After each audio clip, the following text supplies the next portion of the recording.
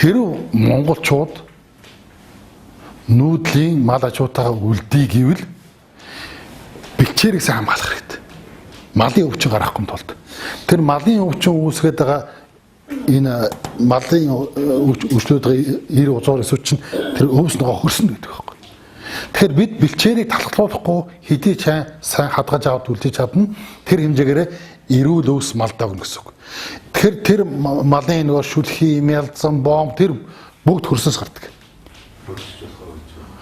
Газар ховчлох нь битгий ухаж болохгүй, хөндөж болохгүй гэсэн үг. Энэ эм төв сургалаа. Бид тоодгүй болохоос биш. Дан эмийн урмал. Гэтэл энэ ухаад дор нөгөө нүүрсийн, зэсийн алтын авлаа. Буцаагаад булаад мод тарилаа. Тэр өвсний шим чанар байхгүй болно. Харахад өвс ургацсан л байна, мод ургацсан л байна. Эмийн шим чанар байхгүй болно. Тэр газрын эрчим байхгүй болно гэсэн үг. Тэгэхээр энэ газрын хөрсөн дор байгаа зүйл. Үнэт эрдэнэ, металл, чулуу, нүүрс, ус, шороо, дээр нь ургаж байгаа өвс, бут, мод, сөг тэрийг идж байгаа мал, малын мах идж байгаа хүн бүгдээрээ яг нэг бүтэн тойрог цагирагт төр очиж байгаа. Тийм учраас энэ бүгд наран сүлжээтэй хамааралтай учраас дээр үед Монголын төр өөрөө энэ наран сүлжээг төрийн хамгаалалт авсан байсан. Төрийн хамгаалтанд авсан байсан. Наран сүлжээг за дараа бид үрчхүн хүрдэг ярьж байна. Үрчхүн хүрд наран сүлжээ хоёрыг төр хамгаалтанд авсан цагт улс шиг байдаг. Чаддаг. Өөрөөр хэлбэл идж байгаа хоол нь эрүүл байхад ард түмэн эрүүл байгаад байдаг. Шороо махад ууц наран сүлжээ гэдэг чинь. Тэгэхээр наран сүлжээг улсын хамгаалалт авах чинь бэлчээрээ газар усаа уула малаа таван шуутай. Тэгээ хүнээ хамгаалахыг наран сүлжээний хамгаалалт гэж хэлдэг. Энийг төрийн хамгаалтанд бүр заавал авах хэрэгтэй. Тэрнээс өнөөдрийн эдийн засгийн алдар, өнөөдрийн 5 цаасын ашгаа удаад модыг тайрч усыг бохирдуулж ерөөсөө болохгүй гэсэн үг. Тэр чинь өөрөө цаанаа эзэнтэй юм.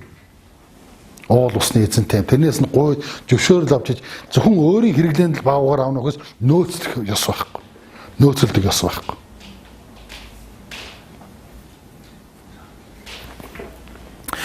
Нуус товчон дээр нэг сонин түүх байдаг шүү дээ.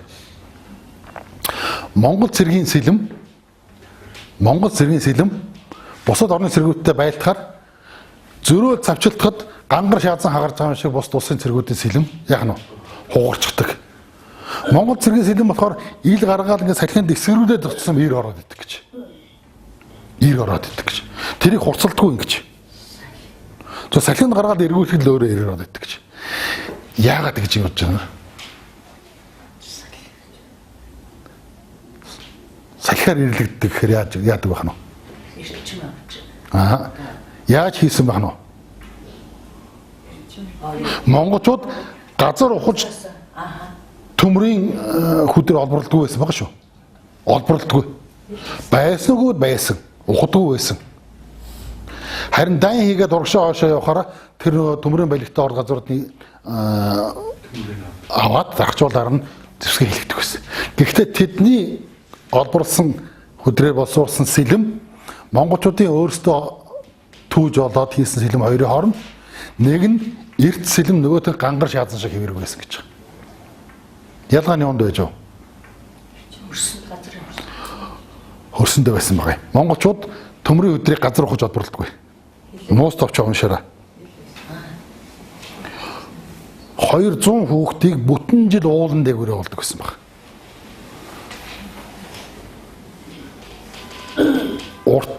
Урт уяаны үзүүрт сорон зуяад. Тэгээ бүтэн жил уулаар ингээд сорон заа эргүүлдэг.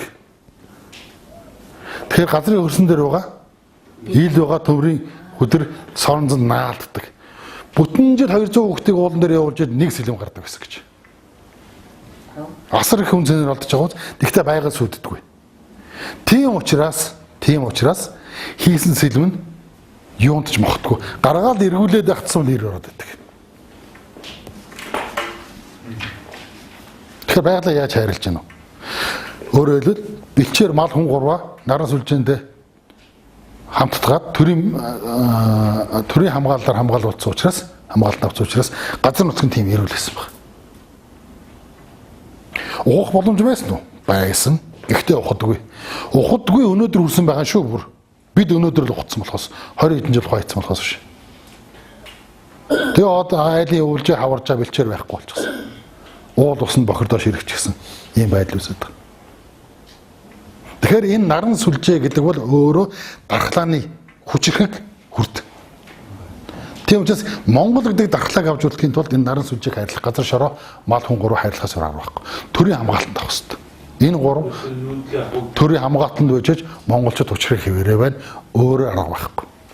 Хэрэг бид Хятадаас оруулжсэн дахианы мах, Америк дахианы гоёыг энэ шарсан KFC, Макдоналдсыг идэл байх юм бол монгол хүн дархлаагаа алдна гэсэн үг. Өвчин дийлхий байна. Узуур өсөн бүхэн гэсэн үг.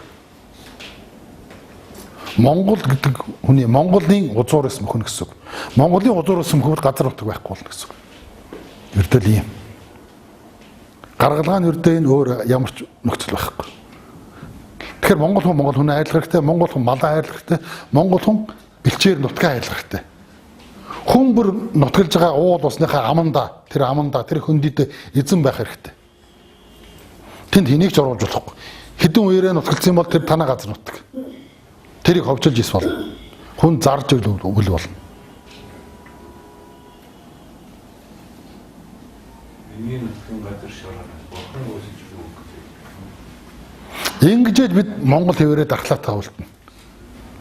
Асаа эдний нүүд ч одоо дээр пэсти гэсэн одоо ямар болсон бэ? Ямар. Хөгц болно сайн.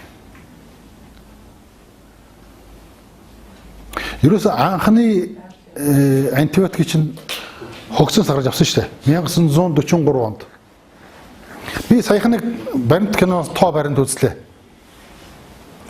44 онд анх 43 оноос 44 оны ихэр анх Оросын айрам Германтай байлж байхдаа пенсилинээс антибиотик гаргаж авч.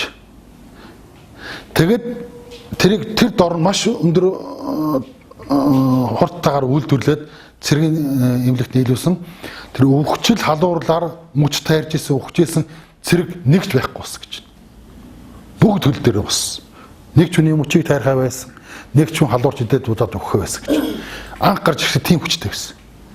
Өөрөөр хэлбэл 20 дугаар зууны одоо хамгийн том нээлт гэж үздэг байсан. Гэтэл тэр үед 40 онд байсан энэ өөр харь узуур өсөд одоо ч байж л байна. Мөхөж алга болоогүй. Яасан бэхээр эдгээр чинь насжилт богино. Маш богино хугацаанд наслаад ингээд. Гэхдээ маш их хэмжээгээр өөр удаа үлдээг явчихдаг. Тэгэхээр үлдсэн өөр удам нь нөгөө пенсийн мөнгөсөр сарсан пенсинд дасамтгай болоод сүүлдээ тэр нь дийлтээ тэрийг хооллоод өгсөн. Тэгэхээр өөр антибиотик гаргасаар гоод сүүлдээ 70 оны ихээр яасан. Хагас нийлэг антибиотик химиараар гаргасан хагас амьд антибиотик явуулсаар гоод одоо амьд нь дарагдах байсан учраас дан цэвэр нийлэг антибиотик гаргаж авсан.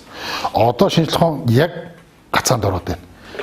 Одоогийн өнөөдрийн байдлаар гаргаж авсан нийлэг антибиотикэнд энэ өвчин үүсэгт узуур өсөд харь узуур өсөд дархлаатай болчих юм бол хайчих өгөхөр хайчих аргагүй болоод. Бидэнд гарц байна. Монголчуудад гарц байна. Бэлчээрээ хүний малаал ирүүл аваа гарчих юм бол бид зүгээр хоол хүнсээ хэрглэж хагаад тэр дундаас дуугаад улаал гараад ирнэ. Дуугаад улаал гараад ирнэ. Одоо бүр нутгийн гүн рүү орж юу яаж шээ. Ногоо тарихтаа дандаа нэг уудтай хорууд авчаад. Одоо энэ өвөлцгийг чинь бол ингээд өстө бөөнд тараад бөөхөд юунод авах. Тийм бодлонууд чинь ингээд янз бүрийн уртаа одоо бидний нэг яг сухандаа хүртэл одоо ойлгоод тогтоож авах зүйл бол үр удамдаа хүртэл амьдрах нөхцөл болцоог нь эцэг өвдөс дамжуулж өгөхийн тулд газар, мал, хүн ураал хайрлах хэрэгтэй. Өөр ямар ч аргац байхгүй.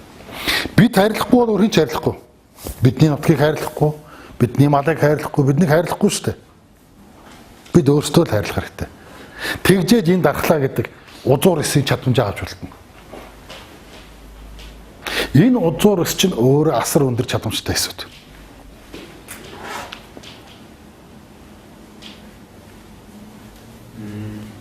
Наран сүлжээ гэдэг бол энэ. За хүний хувьд ийм байдаг. Төрийн хувьд энэ наран сүлжээг төрийн хамгаалтанд авах хэрэгтэй. Гэтэл байгаль дэлхийн өөрөө бас 7 үндсэн хүрдтэй. Тэгэхээр дэлхийд бас наран сүлжээ хүрд байхад. Тэгэхээр дэлхийн наран сүлжээ хүрдийг бас гэмтэж болохгүй. Давхар. Ингэжээж бид энэ гариг дээр хэдхэн тэрбум хүн ний олноороо яах нь вэ? Инх тунх эрүүл мэнд үлдэж чадна. Энэ ч ганцхан монголчууд зориулсан гариг дэлхий биш шүү дээ.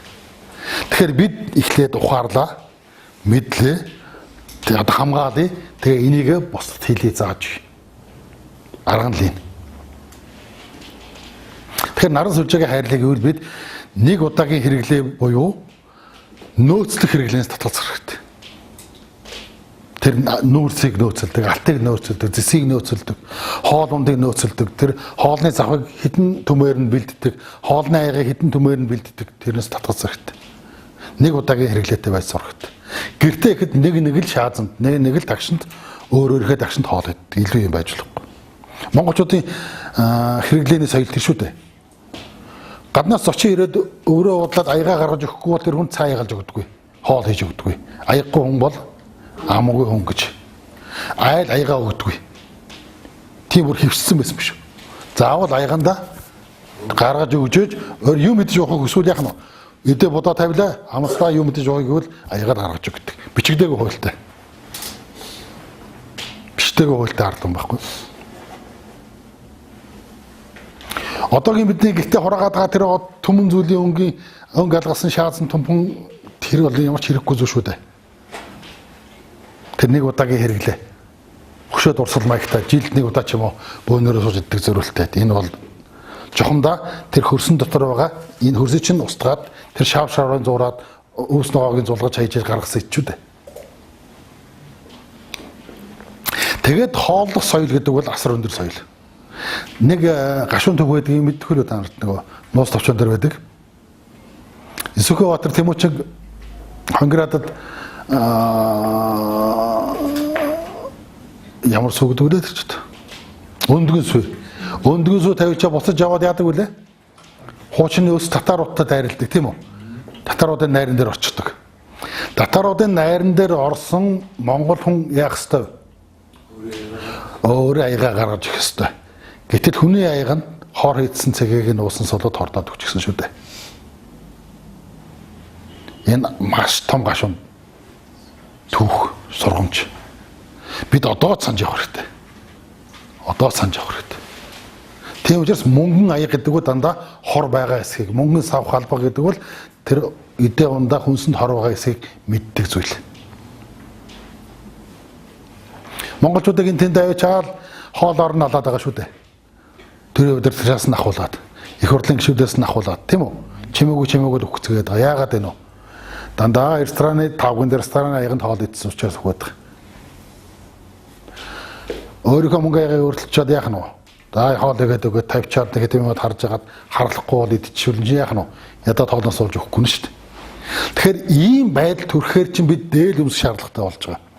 Дээлэн дотор аягаа өөрчлөж явах шаардлагатай болно, тийм үү? Гэтэл сумал амьдралд энэ боломж тун зохицол муутай. Гүтгэл өгөхөд байх юм хэдүүлээ. Харамсалтай байна шүү дээ тэгээд. Тэгэхээр одоо нэгэнд ойлгосон учраас ер нь айл болох хурднаар нүүмэл амьдрал руугаа л орох хэрэгтэй. Өөрийгөө отон дугаа махыг хойны гаргаад гурьяа зур хоолоод идсэн хордож өгөхгүй шүү дээ ядчил тийм үстэй. Хамгийн бага нь. Олон янз өвчин тусахгүй нь шүү дээ. Өвчин тусахаар бол ингэ сэргийлж чадчих шүү дээ. Дээл өмсгөр албан газрууд оруулахгүй. Хөдөл уртстай. Би тэгэд өмсөж өгчод байгаа үст. Миний ортой газрууд оруулдаг шүү. Тест гэж олуулаад өмсөх. Өмсгөл хэрэгтэй. Хэлсэн шүү дээ. Дээл гэдэг бол бүсэлдсэн учраас Монгол газрын салхитандаа доогоор яадаг хөд урсаа салхи.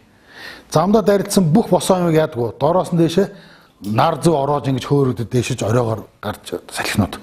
Тийм учраас тэр хүүдэн салхинд бөөр гизгүзгээд аруулахгүй гэж урт дээл өмсөж яах нь вэ? Бүсэлчихдэг шүү дээ. Тэгэхээр энэ бүсгээс дэшегээ дандаа дулаан явдаг монголчууд. Тэгээд дөрвөөс алтаа уулс ирүүх явах хэрэгтэй тийм үү? Өвдөг дээлийн хормоо өвдөг шагааг бол даллаад талгалчихна. Ингээд дагаардаг уусуучуд. Тэгэхээр одоо нэг ийм хүмүүс ч өгөөд байгаа зү күүснэ гарчаад. Тэгээ одоо өвдгний яхан цацагаалтаа гитсэн өвдөл сарын тэмдэг өвдөөр ирэхээр хямраал тийм ээ. Уус уруу өвдөл янгинаал гэдэг. Тэгээд олон өвчин өөрөө дуудж ирж байгаа олон өвчин ба шүү дээ. Ахуугаар өвдөд. За чиглэл маань жоохон хазаагаа явчлаа. Одоо үндсэн юм руу оръё. За тэгвэл одоо дараагийн нэг хүчин зүйл. Хүний узуураас өөрөө 4 дэгрээтэй. Ханаад дэх 6. За тэгвэл нэг ийм узуураас гараад ирлээ. Хэд вэ? 8 дэгрээтэй.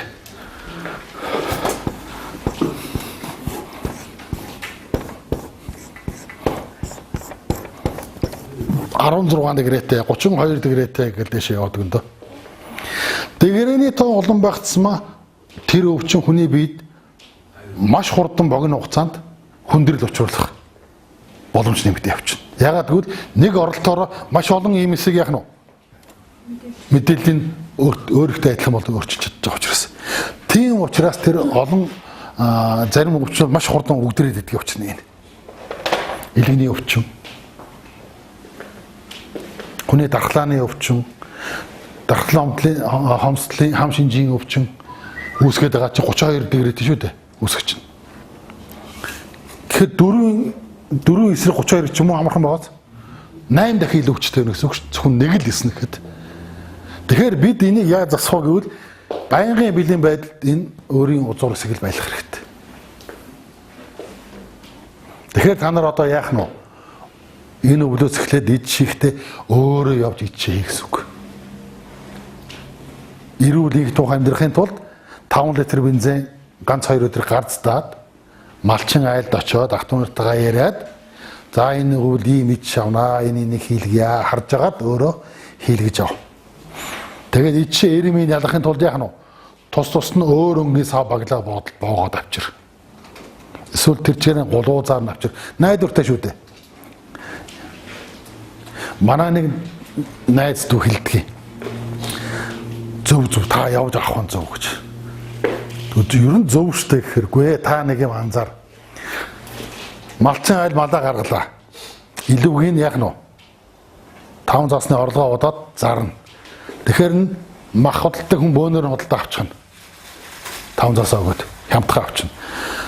Тэгээд тэр махны худалдаачны сэтгэлийн шунал маханд нь шингэсэн байгаа юу? Авчираад зах дээр бөөнд чихнэ. Бөөнд зүүн дахиад аваад тэдэн зас нэмээд өгнө гэж бодчихсон тийм үү? Тэрийг аваад худалдагчд өгсөн. Худалдагч аваад 5 зас нэмээд зарцсан. Ингээд хэдэн хүний шунал дамжаад зарцсан махыг идэхээр бид яах вэ?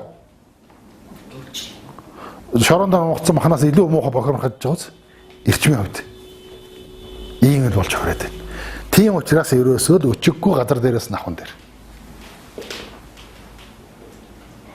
Ядаад нас зүс нуруу туруу эрүүл бүх байдлыг харж байгаа юм шүү дээ. Тийм учраас ичэндээ хэрглэж байгаа зүйлдээ дандаа өөртөө санаа тавь. Наран сүлжээндээ анхаарал тавь гэсэн үг. Өөртөө очиж хий. Өөртөө харж ав.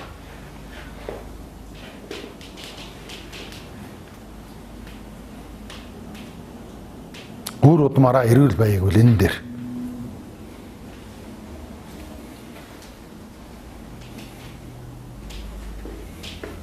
Айл аймагаас ит шапуулъя. Би яаж ütэх вэ? Чи айл аймаг уу юм? Арангаал дээр шүү дээ. Чи тэнд төрсөн юм уу? Тэнд төрөө батлсан аа. Тэг тэнд олдсон юм байгаа үстэй. Гэхдээ ядчил аав ээж чинь тэнд хүмүүс юм байгаа үстэй. Тэгэхээр тэр хүний яс усны мэдээлэл чамд явж л байгаа шүү дээ. Тэгэхээр нөгөө төрсөн нутгийн юу хүртэл зөөлөн гэдэг үлээ. Тэгэхээр тэр хүний бие махбодыг бүрдүүлж байгаа. Хүн гэдэг бодгалыг бүрдүүлж байгаа үндсэн 3 махбодыг байдаг шүү дээ. Хийчийг тоос гэсэн 3 махбод байдаг шүү дээ. За энэ сүнс энэ хий энэ чиг тоос. Энэ 3 хийчих тоос 3 нэгжээж энэ махбод бий болдог. Сүнс суужж амьд болдог. Бүх газрын хүмүүс адилхан бүтцтэй мэт боловч тэг яс усны мэдээлэл олдсон газар төрсэн газрын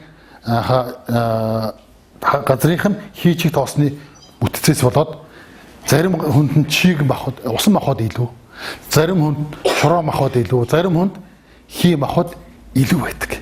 Тэгэхээр тэр төрсэн газрынхаа усайг уугаад шороог нь махыг хүнсэлж ивэл тэр хүнд илүү тэтгэдэг чанар нь өндөр байдаг. Тийм учраас айл нутг гэж асуусан тэр хаан төрсөн үү гэж асуусан тэр. Говийн хүн говийнхаа малын махыг идвэл илүү тэтгэдэг явчихдаг. Махуудын үндсэн шанаа тэргээр тэтгэдэг учраас тэрний тасархаа учраас тэндээс олдсон учраас. Тийм үү?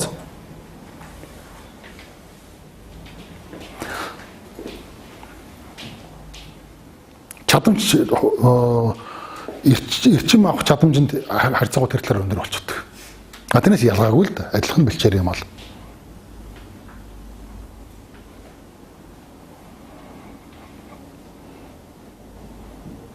За өнөөдрийн хичээлийн гол сэдв хүний биеийн узуур эсийг яаж сэргээх вэ? Яаж хурдан хугацаанд төлжүүлэх вэ?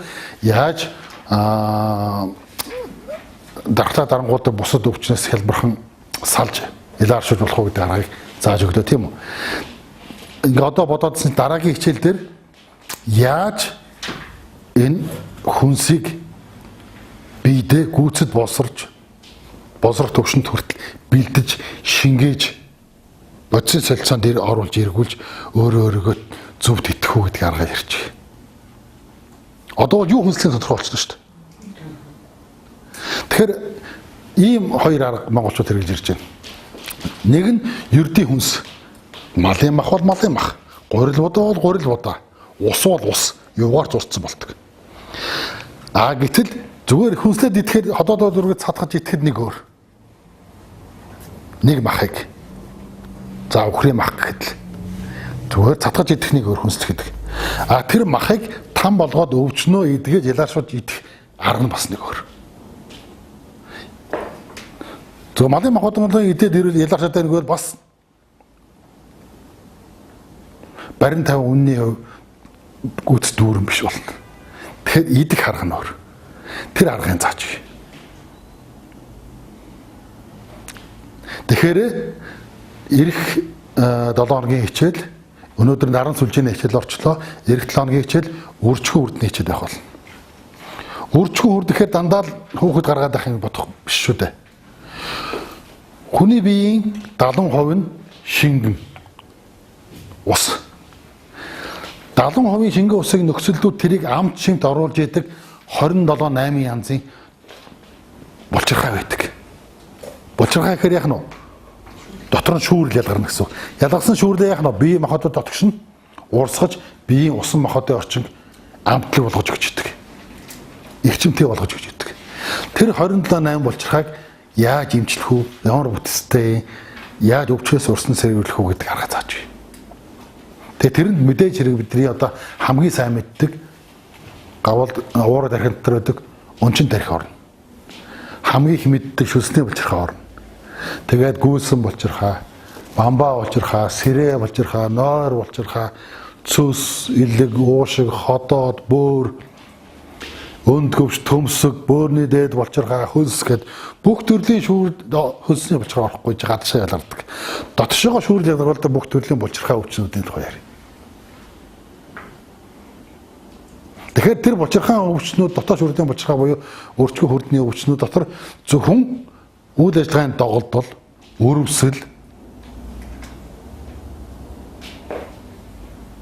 ургацаг, хавдар гэд бүх өвчнүүд ороо авчна гэсэн үг.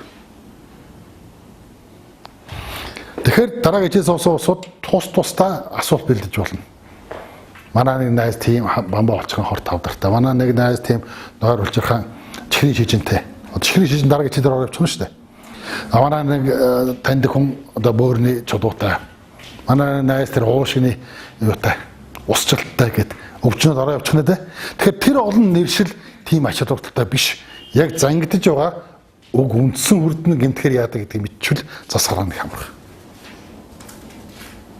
Тэгэд энэ Монгол анагаах ухааны энэ өв их мэдлэг Монгол өмчийн судраас тайлж ярьж ингээ уулзж байгаа энэ уулзалтын маань гол үр дүн юу гэхээр аливаа зүйлийн гол чимэн чанар узуур шалтгааныг нь ол засгаргыг л яриад байгаа.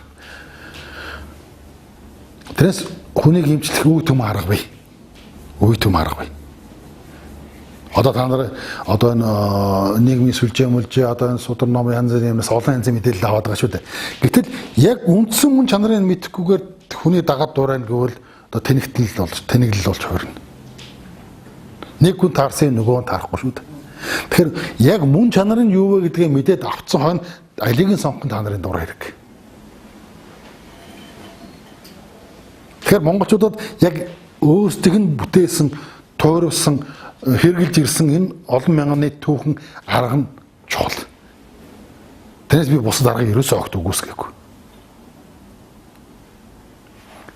Тухайн аргыг хэрэглэхдээ манай монгол аргын яг үндсэн суурин дээр нь буулгаж хэрэглэх юм бол та нар зөв юм хийх гэдэг нь буруу юм хийх гэдэг өөрсдөө ялган салган мэддэг болж байгаа. Мөн ийм л зорилгоор энэ уулзалт ярилцлага хийж байгаа юм шүү.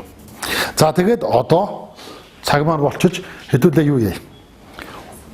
Өнөөдөр ярьсан асуудлыг бүхэлд нэг базаад ойлгохгүй юм уу асуудал авах юм байл асууч. Чөлөөтэй. Амбаа цагаа ирсэн. Дотоод шүрлийн болчгоо дээр ярина. Хоолоо ойрхоо хөвддөг. Дотоод шүрлийн болчгоо дээр ярина.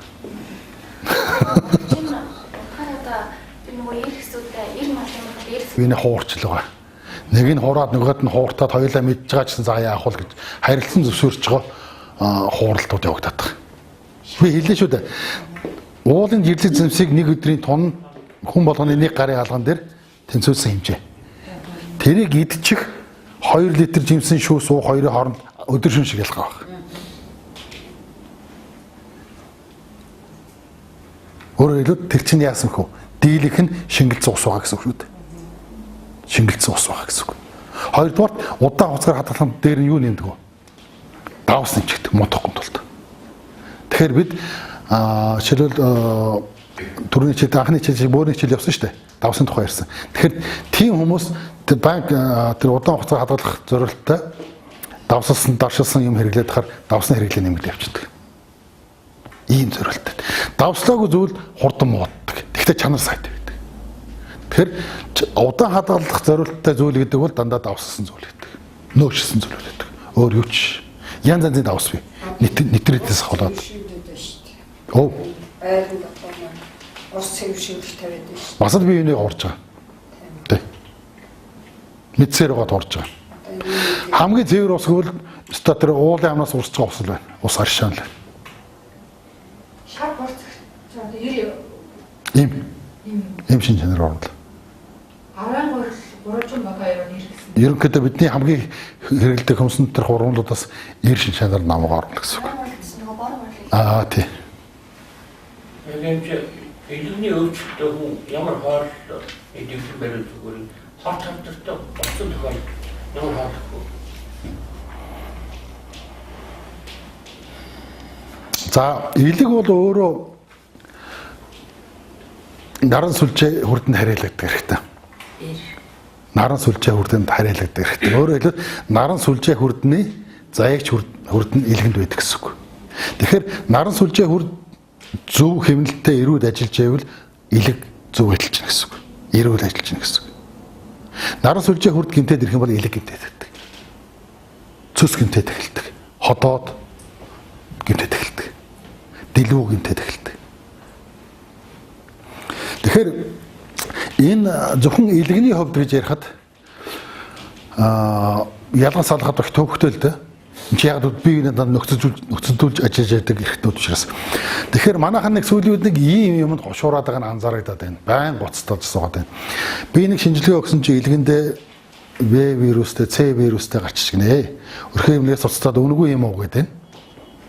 Эхний 3 тонн үнэгүй гин гэж яриад идэг. Тэгэхээр тэр өгж байгаа зүйл чинь интерферон гэж зүйл байдаг. Хүний дархлааг сэргээдэг зүйл. Вакцин чинь интерферон. Тэр чинь өөрөө хүний биеийн дархлааны эсийг идэвхжүүлдэг байхгүй. А гэтэл бид өөрөө махаараа идэвхжүүлж чадчих юм чи заавал нэмэлт бүтээгдэхүүн хэрэг байна. Монгол улс өнөөдөр 5,000 нэр төрлийн ийм эмийн сангуудаар зарж байна. 5,000 төрлийн. Тэрний 80% нь гадаадаас импортоос оруулж ирж байгаа юм.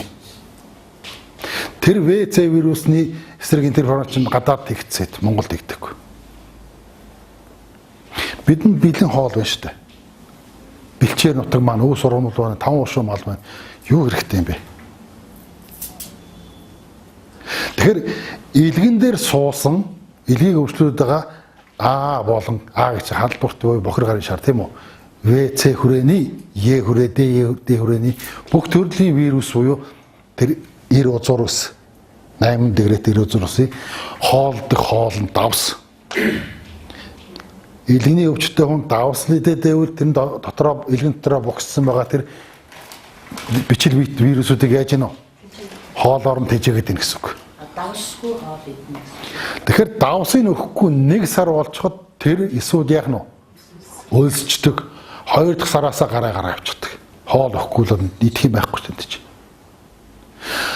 3 дугаар онцлог нь хүний биеийн бүх эргэтэн тогтолцоон дотроос ганцхан илэг хамгийн хурдан хугацаанд нөхөн төлждөг хэрэгтэй. Боломжийг олгочих юм бол 3-4 сарын дотор хуучин өтөл болон өвчлсөн эсүүдээ шин залуу эсрээд солих чадaltaй. Бүтнээр нь илгэнэ. Шин залуу эсрээр солих чадaltaй. Түрүүн анхны яснаар хэлсэн. Тарих гэхэд 4-6 жилийн дараа бүх эсүүд нь залуугаар солих, шинэ эсрээр солигддог. Маш удаан. Гэтэл илэг ерөөсөө боломжийн олгодог 3-4 сард нэг удаа. Тэгэхээр та нар энэ тэмдгийн одоо элдв зар шултгаанд хууртаад, хүний ярианд хууртаад элдвийн юм идэж ууж байхаар зүгээр хоолнохоо давсыг 2 сар л хорчих.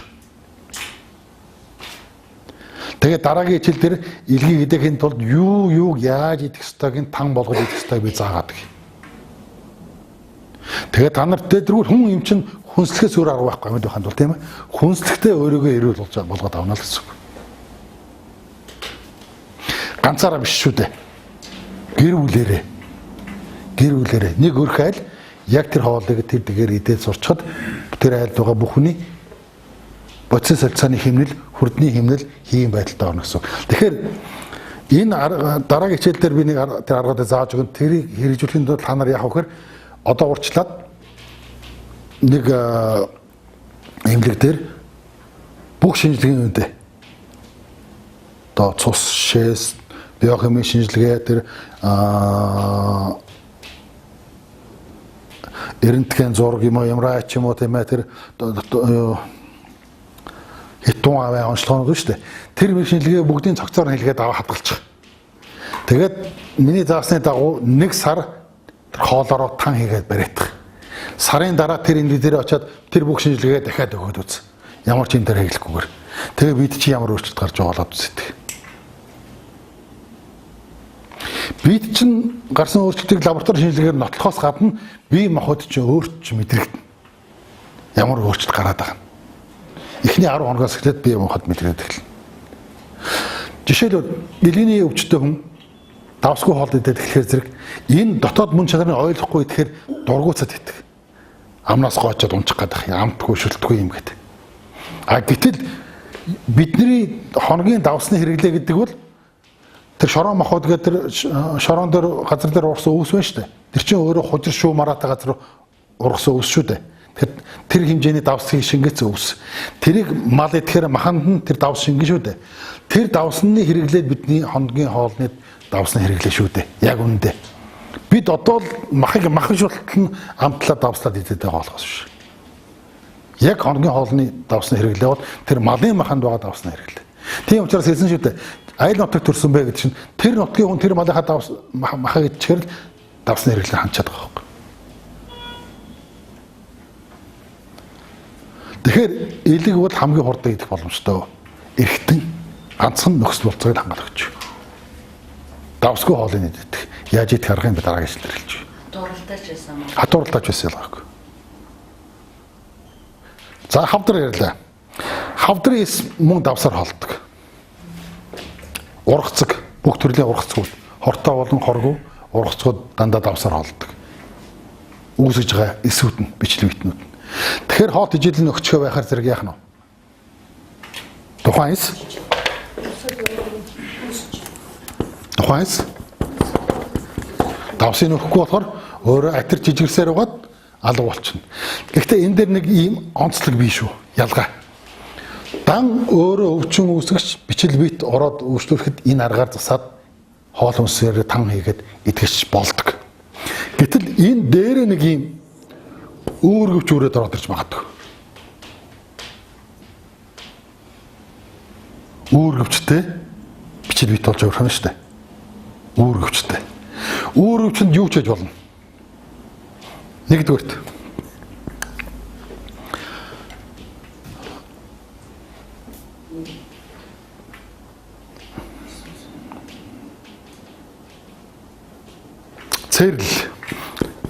цэрлэл гэж нэг юм байдаг. Өөрөлдөө цэрлийн өвчин гэж. Цэрлийн өвчинд юу ордог гэхээр лусын болоод савдгийн хордол ордог. Уул ус газар шараа хүндэтсэн.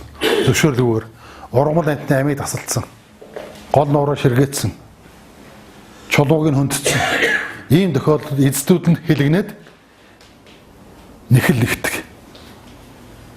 Тэр нэхэл нь удамд нь очихоор магад зүгээр санаанд ороо явцсан энэ ханиадны бичлэг битмээ ягаад тэрэн дээр энэ үүрэгдчихэр энэ өвчин эдгэршгүй болоод хувирчдаг.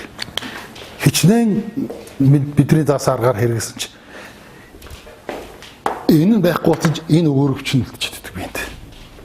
Лусын нэхэл, савдгийн нэхэл болж байгаа шүү дээ. Энийг цэрлэлийн өвчин гэдэг.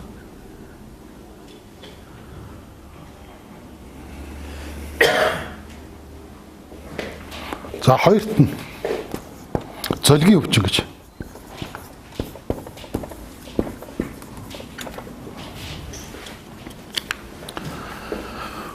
Уг хүний эзэн биед өөрөлдөх хүрдэн бүр нарийн яриул уг биений эзэн сүнсэнд нь гаднаас өөр орчим оруулаад өгч гэсэн үг. Тэгэхээр хүний биеийн эзэн сүнс овоо сүнс ямар хөвгтэйхэр хүрдээ тухайн хүний хүрдээ дамжуулж уг уурагт бие тижээдэг шүү дээ эрчмээр. Гэтэл буруутсан эрчим давхар хүрдээр дамжаад биеийн өвдгөөд байна гэсэн үг. Энэ нь тэр одоо нэг жатаг хараал зэрэг өвч ороод гэдэг. Хүн болон бусад зүйлээс санаатаагаар хийсэн зүйлүүд орж ирдэг. Эрчмийн өөрчлөлт. Өөрчлөсөн тухайн хүний эрчмээс өөр ховссон шинжтэй эрчим бие рүү шингээгээд байна гэсэн үг. Үүнийг үүргэвч гэж нэрлэдэг байгаа. Тэгэхээр энийг анзаарахгүй ч болохгүй. Тэгэхээр энэ нь өөрөө сүнс гэдэг нэр томьёо буюу сүнсний засал гэдэг аргатай авчдаг. Тийм ба үз? Хилэнгнүүсэн бол тэр лусыг очиж яах нь вэ? Аргадах нь байна. Савдгийг аргадах нь байна. Тийм ээ? Тэгжээж энэ өврөөсөө ачааг тэр биенээс яах нь вэ? Салгах нь шүү дээ. Хэрвээ ямар нэгэн байдлаар жатах мүгэлдэгдсэн бол тэр жатхыг сүнснээс биеэс салгаж иж тэр эрчмийн хувирлыг алга болгох нь шүү дээ. Ингэж энэ хүн ирүүлждэг. Ийм өвчин бас байдаг. Тэрийг анхаарлаа гадна орхиж өрөөсөө болохгүй. Анзаарч харах хэрэгтэй.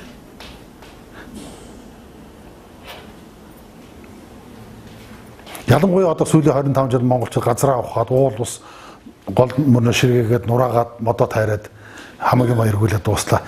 Тэгэхээр энд оролцсон гар хөлд оролцсон болон тэр нутагт эзэн сууж байгаа. Хараад суужгаад тэр сүйтгэүүлсэн нутгийн ардууд хүртэл энэ өвчнөд шууд хамрагддаг. Өөрөөр хэлбэл хохирлыг нэг олноороо хамтарч хүлээнэ гэсэн үг. Хохирлыг хамтарч барагдуулна гэсэн үг. Өөр арга байдгүй. Одоо ингэ аавраа үзүүлж байгаа байхгүй. Энийг 10 хүний аавраа үзүүлсэн чинь бүгд хоолойны хөдөлгөөнтэй. Тэгэхээр газар хавсан юм. Лидер юм. За яг лус бол өөрөө усан мохоттой шүү дээ. Тэгэхээр энэ дандаа ийм шинжийн өвчин гардаг. Дандаа усан төрлийн өвчнүүд биед илүү гараад идэг. Та нар мэдэн шүү дээ. Биедэгээр нь юм туурдаг, тийм үү? Цайрдаг, хайрсчдаг, тийм ээ? Үйлд гардаг. Дандаа усан махбодын өвчин гардаг. А савдгийнх болохоор нөгөө узуур гэсэнд. Узуур хүний бие 90 узуур гэсэнд өөрчлөлт өгчдөг. Тийм учраас энэ засах ямарч боломжгүй болдог. Өөрөөр хэлбэл дархлаа тэр чигээрээ байхгүй болно гэсэн үг. Эсрэг зазгийн одоо энэ усан махбодын өвчин. Тий. Тэгэхээр савдгийн хэл болохоор узуур гэсэнд нөлөөлдөг учраас өвчин яагаад идэхгүй дархлаагүй болж хүрдэг. Ямар ч үед. Тэгэхээр энэ шинж байдал төлөв байдлыг бас анзаарах хэрэгтэй. Яаж өвдөд байна уу гэдгээс, яагаад оншигдохгүй, яагаад идэхгүй байна гэдгээс хамаарат засгарах нь өөр. Энэ өөрөө сүнсний цэцэлд хамраа авчдаг. Сүнсний цэцэлд хамраа авчдаг. Заавал тэр заслыг хийж дараа нь уурахт бие засахгүй бол сүнсэн биений өвчлөлд ор авчдаг. Ийм учир байдаг шүү. Энийг анзаарах.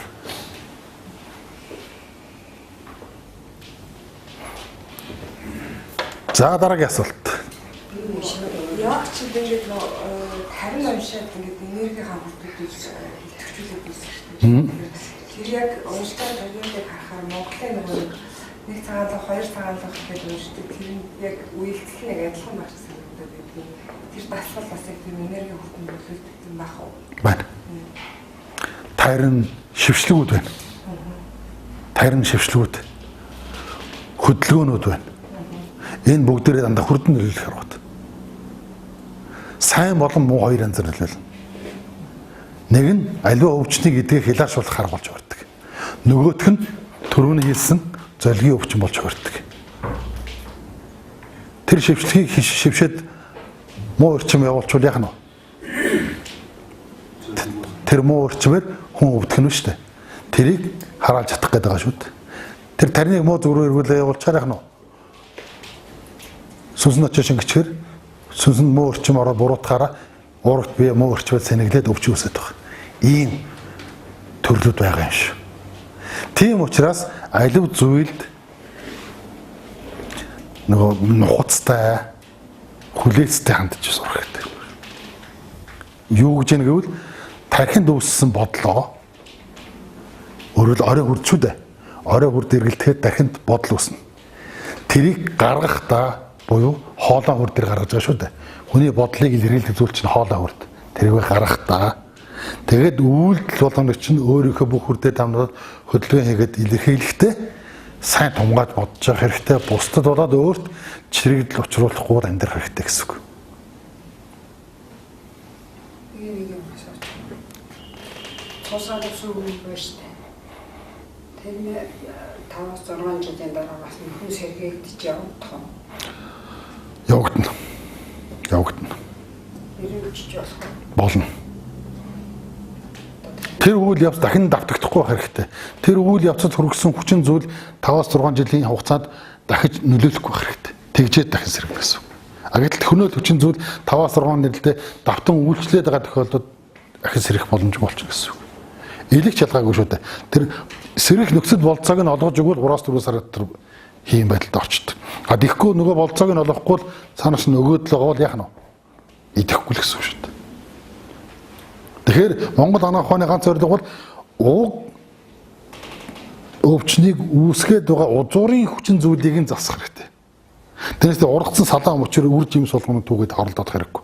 Үндсийг нь олоод засчих юм бол тэр олон мянган салаан мөчөр олон янзын өвчин өөрөө ялаарчихна л гэсэн үг. Төрөний 7 хоногийн арцгийн зүүнтлийн боловсролын үед гажилтын үед гардаг өвчин хэдэн төрлийн өвчин боллоо. Гол төрлийн өвчтөний нэрэхэд 10 төрлийн өвчин гараад ирсэн шүү дээ. Бусдад нэрлээгүй. Тэгэхээр зөвхөн тэр төрлийн боловсролыг засахад нуруу хөшөж эхлээс гадна тархины даралт, цусны даралт, нойр гүйдэл, зан авирын өөрчлөлт, өтгөн хаталт, хавн жин нэмэгдэл, үений илэгдэл хоригдлууд гэж зөндөө олон өсгийнд яс сургах, хумс шигдэж урахыг хөтл яриа үзтээ. Ийм олон өөрчлөлтүүдийг гаргаж засч болно шүү дээ. Өмшиг зуршлаа. Өмшиг зурхад яадаг. Тэрийг ярьчихсан та уртлын хичээл дээрс харчих. Тий. Ярихгаар дахиад ирчих маш олон юм ярих гэдэг. Тий. Түрүү 7 хоногийн хичээл дээр байгаа. Юун дээр YouTube дээр тавьсан байгаа тийм ээ? YouTube дээр. Юунд дээр хэлсэн баг. Монгол домчгод болон дээр тавьсан байгаа. За Монгол домчгод нүүр хуудас шүү дээ, номын хуудас. Тэн дээр тэрний уртлын 7 хоногийн бөөрийн өвчтөний тухай бичлэг. Тэгээд түрүү 7 хоногийн тэр арцгийн зүүнтлийн үеийн болохоор энэ тухай бичлэг орцсон байгаа. Одоо энэ вакцин, томоогийн вакцин гэж хийгээд байна шүү дээ. Энэ тал вакцин ямар? Би өөрөө энэ орчин цагийн анх ухааны боловсруулсан юм ч юм л дээ.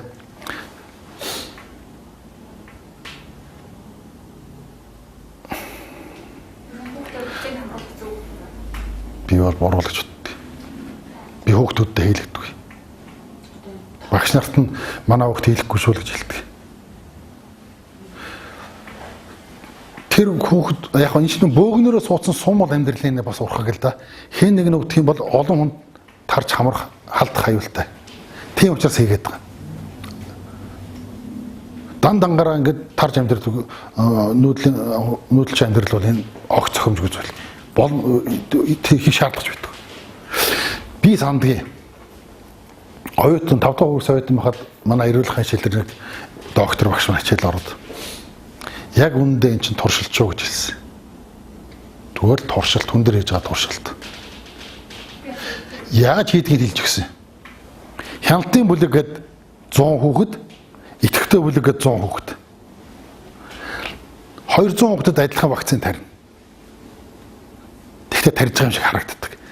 Идэвхтэй бүлэгт нь вакцина тариад, хяналтын бүлэгт нь ус тарьчдаг. Туршилт байгаа үстэй. Одоо хүртэл хүн төрөлхтөн дээр хүмүүс туршиж шүү дээ энийг. Тэгээд тарьсан бүлэг нь яаж өвдөх нь үү? Хяналтын бүлэг нь яаж өвдөх вэ ингээ хараа явж идэг. Одоо болт найдвартай зүйл нэгч байхгүй мэт. Би бүр баталгаатай хэлье. Энд найдвартай зүйл нэг байхгүй. 100% гэсэн ойлголт энд байдаг. Харин өвдсөн үедээ өвдөхийн өмнө вакцин хийжсэнээс ид хоолндоо нөгөө хоолоо хэрэглээл явж байгаа нь хамаагүй л зэт найдвартай. Ядаад л найдвартай. Одоо тэр чинь заавал хахын тулд юу турган байна гэж айлгадаг болсон ба шүү дээ. Заавал тоглолт вакцин ядарсан нэг нь бол тэгээд За би утгыг гаргаж хийж өглөө. Яхаа өөртөө мэддэг ба.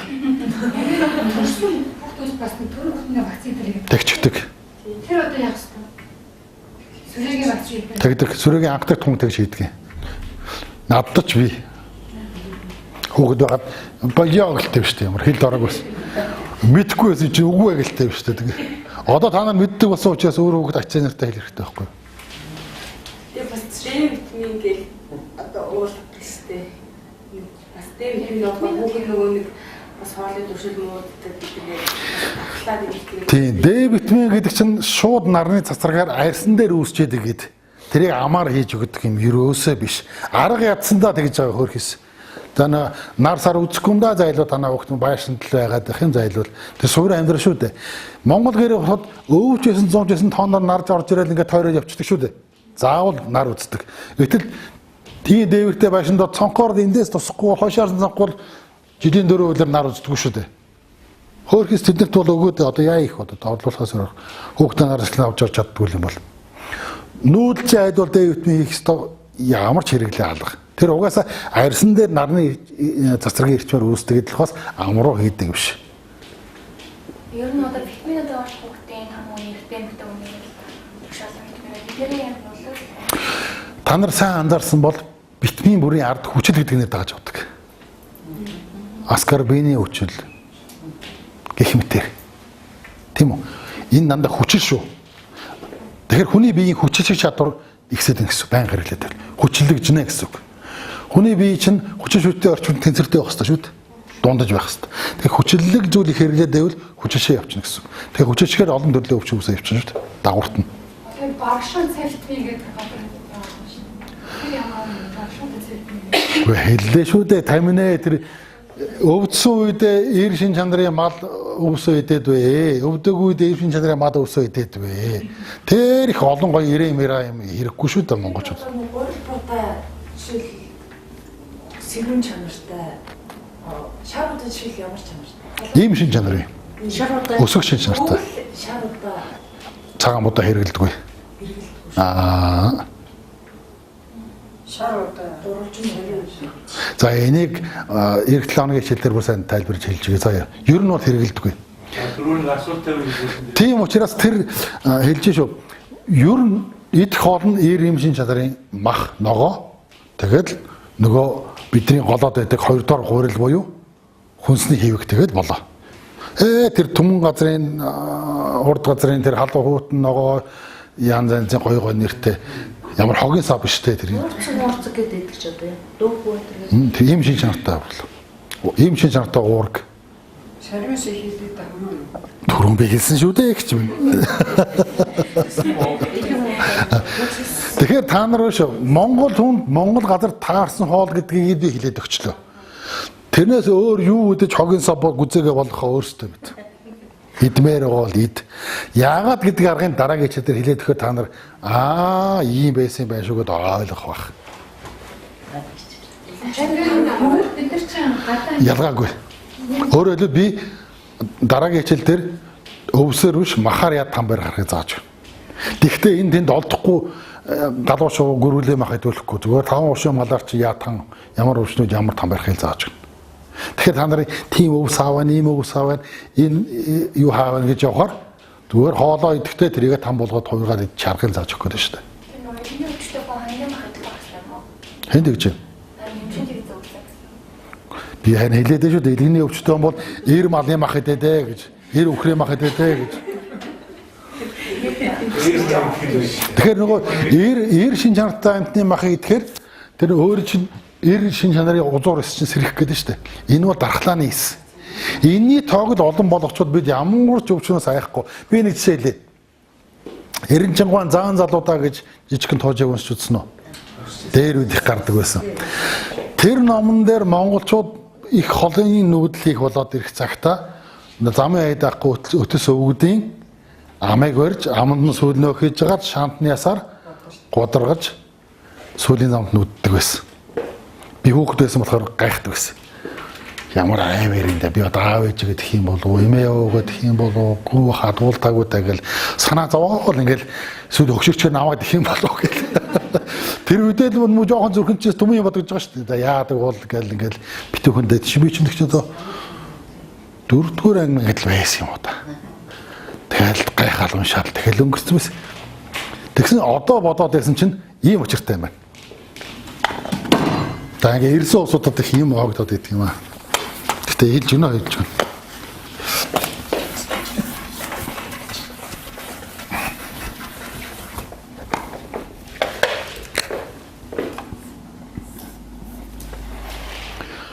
Альва хүн хоруудэр мэдлээд 60 жил заавал амьдрах 60 алсах хэрэгтэй гэдэг. Зүй тогтлоо гэдэг. 60 насгаас өхөж болохгүй шүү гэдэг. Даашаа. Даалгавар ч юм уу, өгдөл ч юм уу. Хүн төрлөختөнд байгаад байгаа шүү. Тэгэхээр энэ 60 наслах хугацаанд хүн 60 хүртлээр юу хүснээ сурж болдог. 60 насны дотор бол. 60 хүртлээр хүүхэд гаргаж болдог гэж. Бүр. Одоо сарын тэмдэг 40 50-аар зогсоод болохоос урд нь бол 60 гарч яаж 62 3 4 5 хүрчээ зогсдог байсан юм шүү дээ. Энэ чадвар. Тэгэхээр 60 гэдгийг яаж гаргаж ирсэн бэхээр сарны тоолдор гаргаж ирсэн.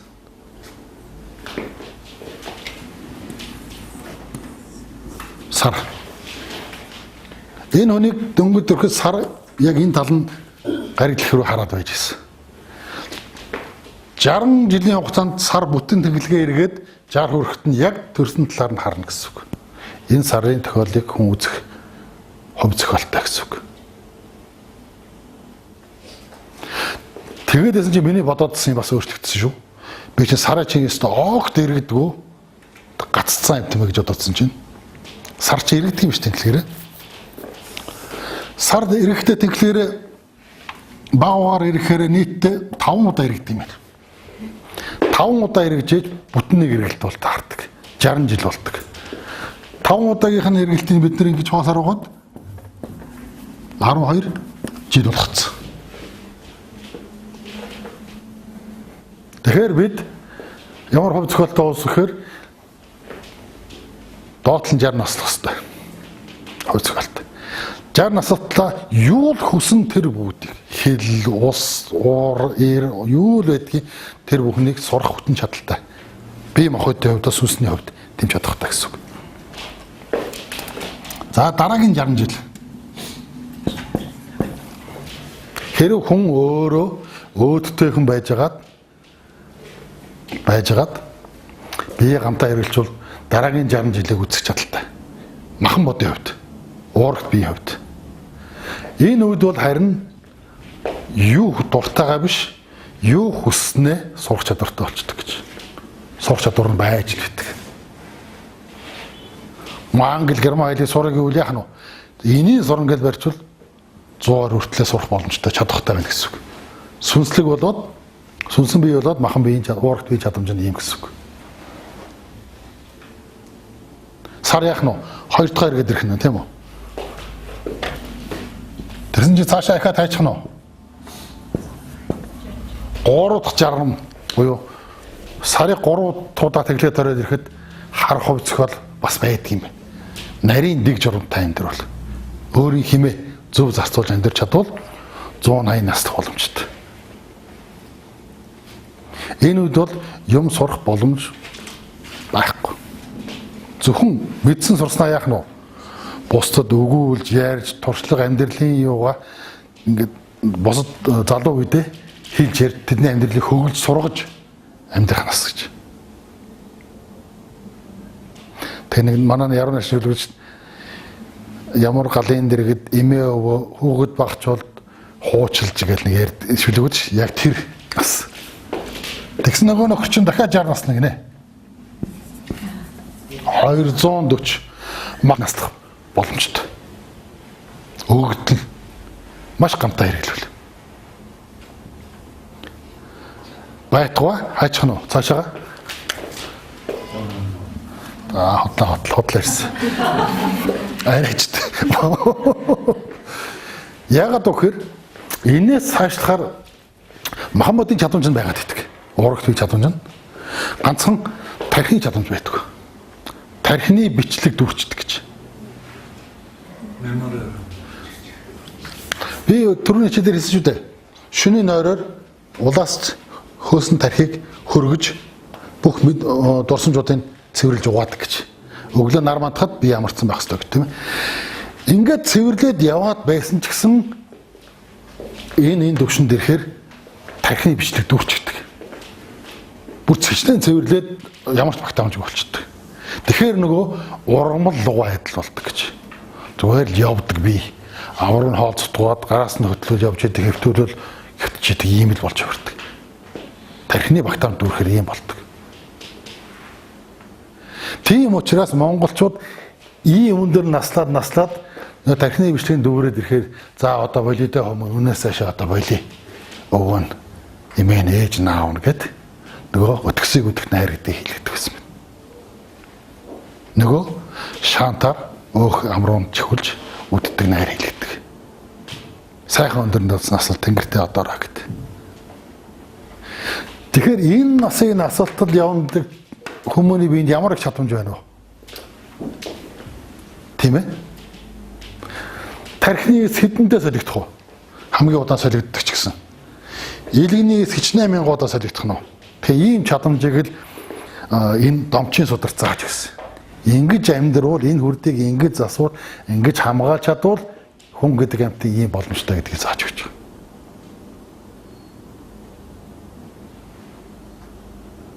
Энэ багш ном дээр хичээлд орж байгаа. Задлж өгч байгаа.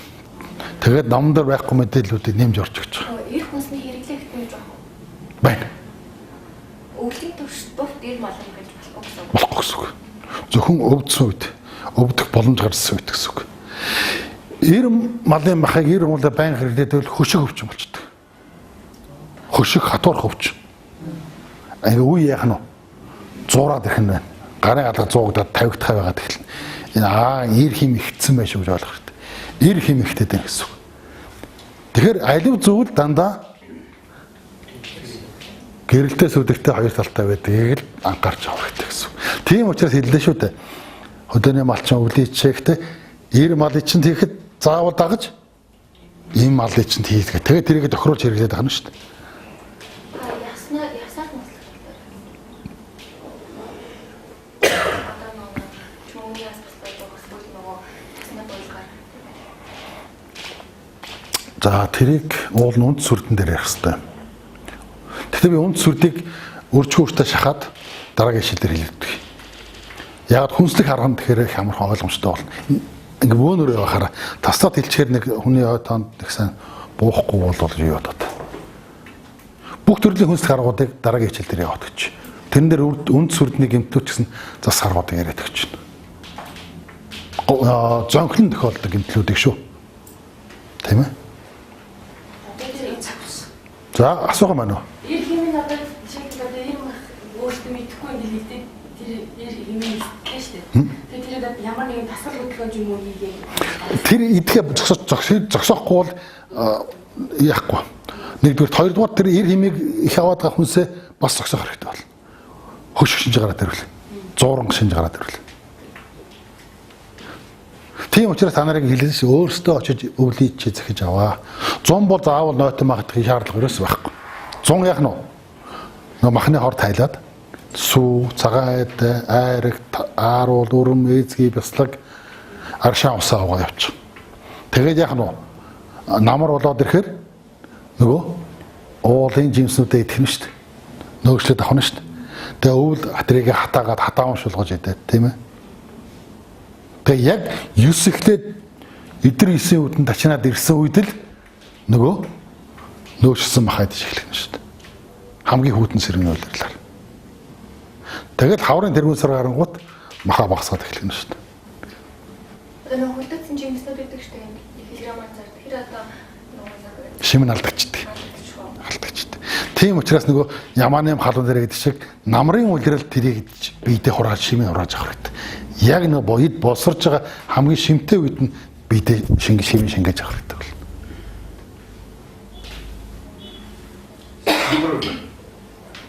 Ямар юмд орох вэ? Уурагт орно. Ийм хэв шинжээ уурагт орно. Ерөөсө байгаль дээр байгаа юм чинь уураглаг болон уураглаг босгосон хоёр бүтцтэй шүү дээ. Уурагын дотор амьтны болоод ургамлын гаралтай уур гэдгээр явчихна. Хүн гэдэг амьтан бол уургаар хүнслэгч амьтан. Тэгэхээр нэг юм асуудал гарч ирдэг. Би цагаан хоолтой шүү дээ. Би тань шиг нүгэл үлдээгүй, амьтан юм таслаагүй. Би ч бүр ногоон хоолтой шүү дээ. Чам шиг цагаан хоол идээгүй гэт ингээд идэх. Гэтэл тэр ургаж байгаа амуу будаа, арваа будаа, цагаан будаа, өвс ногоо бүгд амьттай шүү дээ. Сүнстэй. Нэг л ногоо таслуул нэг сүнс тасалж байгаатай адилхан. Нэг хоньны аим таслах, нэг ногооны аим таслах хоёр яг адилхан. Сүнслэг чадвараараа бол нэг амьтны аим таслаад байгаа адилхан.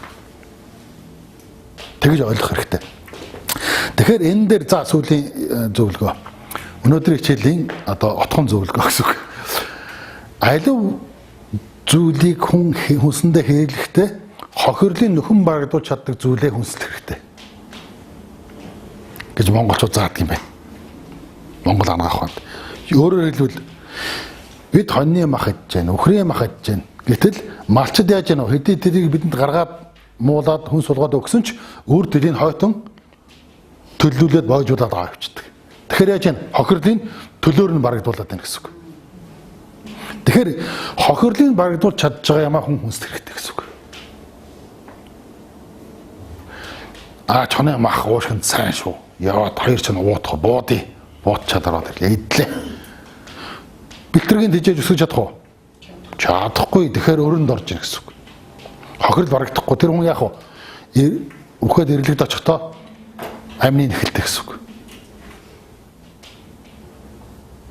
За зээрийн цус мөн сайн шүү. Хэдүүл яв зээр алж цусыг амьдаар нь сорох уу? Сорё. Зээр аллаа. Гөрөөс аллаа. Үрдэл янзын төлийн боожуулж чадах уу? Чадахгүй ингээд өрөнд орж ийн гэсэн үг. Тэгэхээр чадахгүй юмнахаа өсгөж чадахгүй юмнахаа амиг тасч махыг хүртэж болохгүй л гэсэн үг. Хүнсэлж чадахгүй гэсэн үг. Тийм учраас дэлхий дээр 1431 мэргэшил гэдэг юм байд юм байна. Хүний хүрд чинь 1431 шүү дээ. 7 үндсэн хур 108 заягч хүрд 1401 хүрд гэж. Тэгэхээр тэр 708 1400 гэдэг тоонд чинь их учиг байгаад байна. Тэгэхээр 1431 мэргэжлийн нэгэнд анчин гэдэг мэргэжил байдаг. Тэр үйлийг хийж өгдөг хүн байдаг. Үүлийн үрийг өөрөө хариуцж төлж чаддаг. Удмаараа чадвартай босдог гэсэн үг. Тэр захын өнгөч гөрөөс салаад тусан захын өнгө чон бодоод байх ажил биш. Тэр хүнээ дамнууд тэндээс за чонын тийм байна уу? Гөрөөсний тийм байна уу гэж авах хэрэгтэй байхгүй. Тэр хүн хайрцаг хүлээж байгаа учраас. Таны сайхан бод гэж хэлсэн цаа тарав галээ. Тэг мөндлийн өсгөж чадахгүй яг уу дахиад өрөнд орно шүү дээ. Тэгэхээр идэх юм байсаар байтал монголчууд 5 гушуу мал гэдэг ийм сайхан байсаар байтал илүү юм гушуудэр ерөөсөө болохгүй сар юм нэг хөөхөн гуугаад хань гэртнөө чинь нөхрийг үзлээ. Хээлтэй амт бодоод алчиж. Тэгээд нэхлэн нэрчиж. Бүх хүзүүд нь унаад мулзраад тэгээд толгойн өсөн тал болчихсон. Хүн арахад ирүүл мөртлөө орондоо твчаад өндий сууж чадахгүй. 10 минут суучихгүй ингээд чичрээд унчих гээд. Тэгээд ингээд арьсууд ингээд тосны талыг үзэхээр ийм зузаан нэг гүрүүлээ арьс шиг арьсууд нь давхараад харлаад загасны харьс шиг болцсон. Хайцсан байх нь уу? Цэрлийн өвчин тусцсан байна шүү дээ. Зүгээр тэгээ асуугаад яагаад ч буу муу ерөөсөө гэртэн байсангүй. Тэгээд асуугаад нэг хээлтэй амт нь хоногж ирсэн юм уу чи яагаас ингэ гэсэн чинь ихнэр нь найзуудаа дагаад хагсан цаа дээр болохоор буу уурлаад машин унаагаад болдог. Сүүлийн 7-8 жил. Тэгээд л ийм болчиход байна. Тэгээ үдсэн болгон хэлсэн байна. Наа чи лусын орл болцсон байна. Тэгээ амны нэхэлтэй ямар ч аварл байхгүй. Өөрийнхөө амиа өгөөд дуусахаар. Өөрийн амиа өгөөд дуусчихвал их юм шүү. Лусын нэхэлч яадаг дандаа өөрөө удмаар нь дамжуулж авч явдаг. Өөрөөр нэгсэн юм буцааж өгөхгүй бол өөр удмаар нь тэгэд хідэн ч үе салтгүй явдаг гэж шүү дээ. Тэрийг яаж чадлагч байхгүй. Янз тэр аргыг одоо энд ярихгүй тийм ээ. Бид өөр домчин ухаан ярьж шүү тийм ээ. Тэгэхдээ энэ мэдхэд ерөөсөө илүүдэх юм байхгүй. Хүртээлгийн юмдаа битгий хүр гэсэн үг. Тэр битгий тэр унгаад ирсэн амтных нь махын манай ах буу унгаад ирсэн гахаа унгаад ирсэн байна. Энэ ангийн шиг гэж өгж ийн гэд тэрнээс нь гусчуул яах вэ? Тэгээд тэр удам бас тэр дөөртэй болно. Орой хохирлыг нийтээр илгээс харахгүй бол амссан болгон хүртсэн болгон тэр төлөхөөс харахгүй болно гэсэн үг. Ийм айхтар юм байдгийг идэж уухтаа бүр таньжрахтаа байх хэрэгтэй болж шүү. За гэлээд өнөөдөр ширээ дүүргий. Эх 7 хоногт 17 цагаас